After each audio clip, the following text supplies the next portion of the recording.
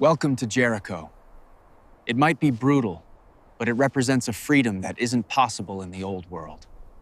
Tharusa is a land of splintered kingdoms, dwindling magic and fractured faith, slowly being bled dry by centuries of war.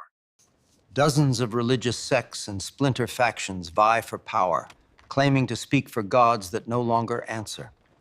There is nothing left in Tharusa but death and lies. The forests are burnt to ash, and the skies are dark with soot. In the old world, the gods are silent, and its kings are drunk on blood. The people coming to Jeriko expect a second chance, not a handout.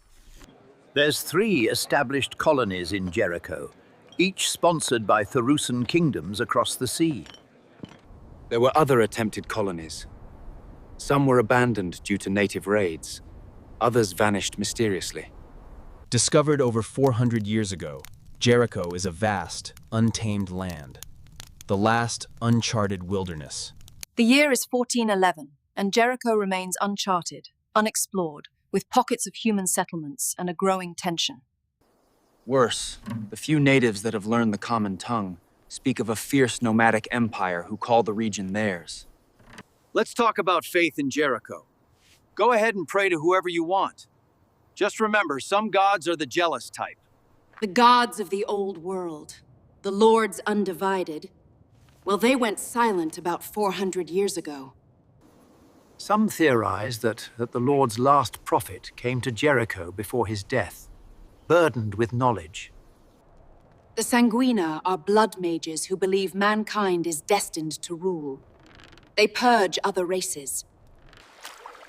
Many races were hunted to near extinction in the old world, but have a second chance at survival here.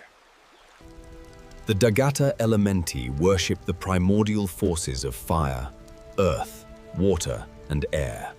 Dagata followers were forced underground in the old world and revel in their newfound freedom in Jeriko. Eden's hammer claimed that Mother Eden, the holy mother of creation, is the one true deity. Mother Eden is a bit bloodthirsty for most folk, but some are drawn to the simplicity of one god. For those thinking the old gods should stay in Tharusa, don't forget Jeriko has its own kind of gods. The gods of Jeriko are more emotional entities than anything. Emotions manifested into power. Like in the old world, warlocks in Jeriko tend to keep to themselves. The forests of the old world burned centuries ago. The druids in Jeriko find their powers flourish. Pray to one god, offend another, they say. So what about those who chose not to pray at all? They don't tend to last very long. People come to Jeriko having heard the legends of the rugged land, the hardy people, and the wild deserts. The dwarf that discovered Jeriko was named Sid Dickens. People act like he was some brave explorer, but he was a pirate. The rumors about Dickens run wild. You'll hear he worked for a cabal of wizards, or that he was chasing the last prophet of Tharusa. I heard Sid Dickens is still alive out there somewhere, looking for an ancient temple of gold. I heard Sid Dickens sacrificed his whole pirate crew to appease the spirits of Jeriko before he began his expedition inland. I hear Dickens was killed by those Ferocians. No one agrees who they were, only that they're still out there. Dickens is a legend among dwarves. Dickens left Tharusa and founded the city of Portsmouth on an island on Jeriko's coast. Whatever the truth about Dickens, it lies out there in the desert still. Another legend is the story of the last prophet of the Lords Undivided. They say he heard the voices of the gods until they went silent.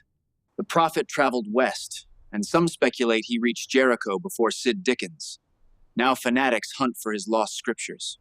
Archaeologists out of Portsmouth plan an expedition of their own. They seek the power contained in those sacred writings. Portsmouth is a bustling little city of about 20,000 people crammed onto a rock in the ocean.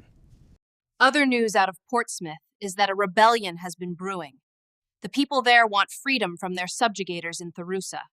Portsmouth is a powder keg waiting to go off. It's all been simmering since the last rebellion, but that won't last. News round Jeriko is that another colony is starting up. An independent expedition, not tied to any country back the old world. Not sure how that'll work, but hopefully those coming got the sense to bring weapons. Lots of them. This is an ancient land that doesn't like to be disturbed. And every man, woman, or child that comes adds to the problem. But just try telling them that. Refugees, exiles, adventurers. But they'll find out the truth soon enough. All of Jeriko keeps one hand on a blade. The colonies of Redfield, Wolfsburg, and Darkhaven are on the edge of war. Those people have a right to come, but, well, another colony might be all the added tension Jeriko needs to erupt.